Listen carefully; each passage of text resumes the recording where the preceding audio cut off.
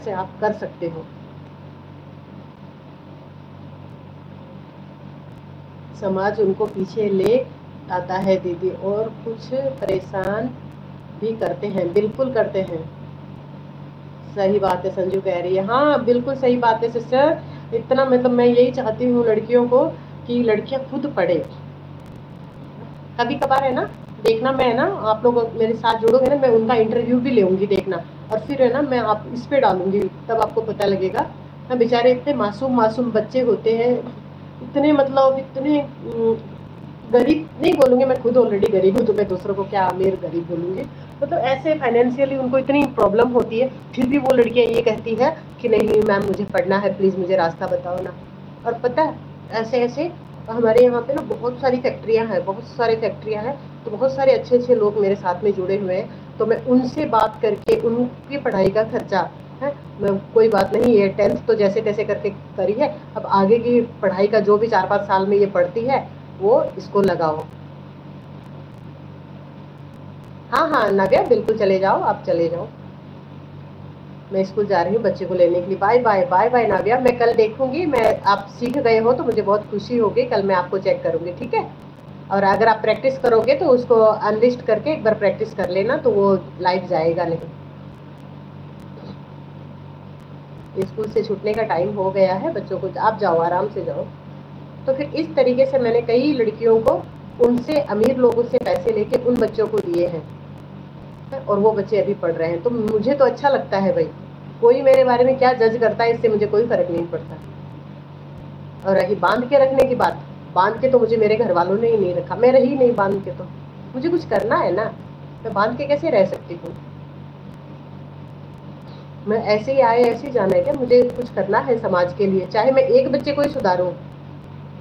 राधे राधे राधे राधे राधे राधे, चाहे मैं एक ही बच्चे को सुधारूं तो मेरे को ये खुशी होगी कि भाई मैं एक बच्चे को सुधारती, बस उस एक बच्ची का जीवन सुधरा है ना, तो उसकी आने वाली पीढ़ी सुधर जाएगी, उसको अच्छे बुरे का ज्ञान हो जाएगा। जरूरी नहीं कि 18-20 साल में हमारी शादी हो गई तो कंपलसरी है कि वो तुम्हारे 18-20 साल में तुम्हें करनी ही है, कोई जरूरी नहीं है। जरूरी नहीं हमने ग्रेजुएशन किया है तो आप लोग भी ग्रेजुएशन ही करोगे, जरूरी नहीं है, बहुत सारी पढ़ाई है आपको करनी है, आगे बढ़ना है। स्पेशल फॉर गर्ल्स, मैंने अपनी लाइफ में गर्ल्स को बहुत सपोर्ट किया है, चाहे वो 0 साइज की गर्ल रही हो, चाहे वो 21-22 साल की रही हो, हर तरीके की गर्ल्स को मैंने सपोर्ट किया है। इस बात का तो मुझे बिल्कुल भी फर्क नहीं पड़ता कि कोई क्या कहता है। Okay bye bye, bye bye Navya, bye bye, आना फिर से आना, ठीक है। कहने वाले कहेंगे, अपना काम करो, मैं तो ये जानती हूँ। ऐसी ऐसी हीना बेटा बहुत सारी कहानी है जिसको सुन के दिल ऐसा हो जाता है। बच्चों को स्कूल से लेने जाना है, हाँ हाँ जाओ जाओ लेके आओ। ऐसी ऐसी कहानियां हैं जो देख के ये कहता है यार क्या है, हम तो बहुत ठीक है, हम तो बहुत ठीक है।